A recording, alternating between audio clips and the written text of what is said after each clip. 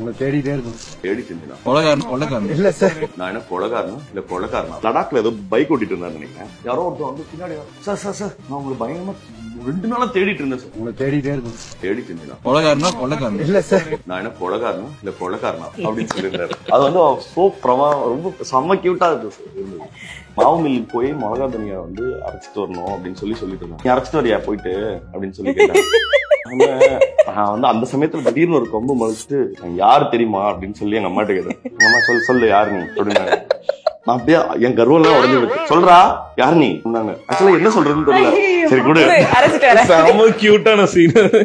அதெல்லாம் அவ்வளவுதான் முடிஞ்சு. இதுல வேற என்னன்னு சொல்றது? சொல்லு யாரு நீ யாருன்னு சொல்ல இல்ல ஏதோ பிளான் பண்ணி இப்படி சிம்பிளா இருந்தால்தான் பிடிக்கும் அப்படின்னு சொல்லி என்ன அது ஒரு ரூலா மாத்தி எல்லாம் இருக்குல்ல. எனக்கு இப்படி நான் இப்படிதான் இருந்திருக்கேன், அதனால இப்படி இருக்கேன், அவ்வளவுதான். இப்ப சரி ஓகே, நான் இப்ப சிம்பிளா இருக்க கூடாதுன்னு வச்சுங்க, நான் என்ன பண்ணலாம்னு சொல்லுங்க, அந்த மாதிரி பண்றேன். இப்ப நான் வந்து பாடி லாங்குவேஜ் மாத்திட்டு அதுதானே பிரிட்டன்ஷனு வந்து. இப்ப ஒருவேளை நான் என்ன சொல்ற பெரிய பெரிய சக்சஸ் எல்லாம் இன்னும் பயங்கர ஹெவியா மாறின பிறகு அது மாறிடுச்சுன்னா மாறுமோ எனக்கு தெரியல.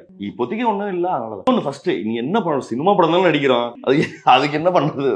ரெக்கையா முளைச்சு பெரிய மீட்டிங்கா இருந்த. நான் ஒரு டப்பிங்ல தான் அவரை மீட் பண்ணேன். அவரு வந்திருந்தாரு. ஸோ அவர் என்கிட்ட 2-3 விஷயம் சொல்லியிருந்தாரு.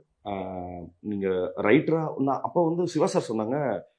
சிவா சார்ட்ட கேட்கிறாரு, இவர் எங்கேயோ பார்த்துருக்கேங்க. இல்லைங்க நான் இவர் எங்கேயோ பார்த்துருக்கேங்க அப்படின்னு சொல்லிட்டே இருக்காரு.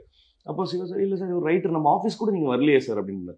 இல்ல கரெக்ட், நான் எங்கேயோ பார்த்துருக்கேன் சொல்லும்போது, இல்ல சார் காலால நடிச்சிருக்கேன். கரெக்ட், ஆமா. அப்புறம் விக்ரம் வேதால பார்த்தேன் அப்படின்னு சொல்லி சொன்னேன். அப்புறம் சொல்லிட்டு இருந்தேன், ரொம்ப தேங்க்ஸ் சார், நான் ரொம்ப என்ஜாய் பண்ணேன் இந்த படம் ஒர்க் பண்ணது அப்படின்னாரு. அண்ட் எவ்ரி டைம் டப்பிங்ல ஏதாவது ஒவ்வொரு டைலாக் பேசிட்டு சிவா சார்ட்ட கேட்பாரு, ஓகேவா அது அப்படின்ட்டு. அதுக்கப்புறம் பக்கத்துல மணி ஓகேவா அப்படின்னு கேட்பாரு.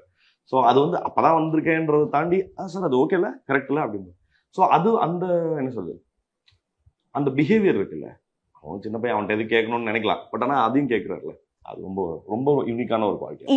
இப்போ இந்த ஆஃப்டர் வின்னிங் த ரேஸ் நிறைய பேசுறதுக்கு, சார் பேசுறது கேட்கறதுக்கு சான்ஸ் கிடைக்கும். அதுல ஒரு விஷயம் சொல்லியிருந்தாங்க, அஜித் வாழ்க விஜய் வாழ்கன்னு எவ்வளவு நாள் சொல்லிட்டே இருப்பீங்க, நீங்க எப்போ வாழ போறீங்க அப்படின்னு சொல்லி ஒரு ஆக்டர் வந்து கேக்குறாங்கன்னும் போது அதுக்கு ஒரு இது வேணும் இல்லையா? இன்னொன்னு அது வந்து ரொம்ப ஜென்யூனான ஒரு ஆதங்கமா தான் பார்த்தேன். ஏன்னா ஒரு தடவை நாசர் சார்கிட்ட பேசிட்டு இருந்த போது அவர் சொன்னாரு, இந்த ரசிகர் மன்றங்கள்னு ஒண்ணு இருக்குல்ல, அது வந்து அதுல எங்கேஜ் ஆகிற பீப்புளோட லைஃப் பாத்தீங்கன்னா ஒரு 18-17 வயசுல இருந்து ஒரு 35 வயசுக்கு வரைக்கும், அதுதான் ஒரு மனுஷனோட பிரைம் டைம்.